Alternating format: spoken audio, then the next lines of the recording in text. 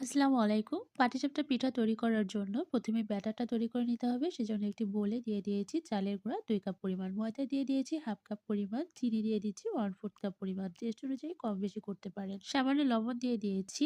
এবার মিশ্রণটা খুব ভালো করে মিক্স করে নিতে হবে। দিয়ে দিয়েছি তরল দুধ 1/2 কাপ পরিমাণ আর সামান্য পানি। অল্প, অল্প করে পানি ইউজ করতে হবে আর মিশ্রণটা মিক্স করে নিতে হবে। এভাবে নেড়ে, নেড়ে ব্যাটারটা তৈরি করে নিতে হবে। তো ব্যাটারটা তৈরি করা হয়ে গিয়েছে। এবার ২ টি পাত্রে আমি ব্যাটারগুলো দিয়ে দিচ্ছি। কারণ আমি এর ভেতরে কালার ইউজ করব।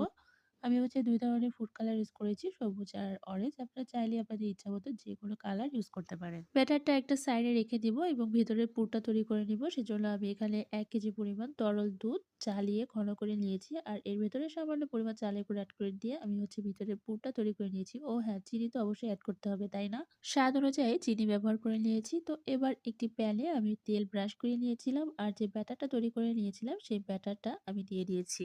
প্রথমে কালার করা ব্যাটারগুলো দিতে হবে আর কালার করা ব্যাটারগুলো যখন শুকিয়ে আসবে তারপরে সাদা ব্যাটারটা ইউজ করতে হবে। তা নাহলে কি হবে, কালারগুলো মিক্স হয়ে যাবে। ৫ মিনিট পরে পিঠাটা হয়ে আসলে এর ভিতরে পুরটা দিয়ে ফোল্ড করে নিতে হবে। আপনারা ভিডিওটি দেখে নিশ্চয়ই বুঝতে পারছেন। একই প্রসেসে আমি সবগুলো পিঠা বানিয়ে নিয়েছি।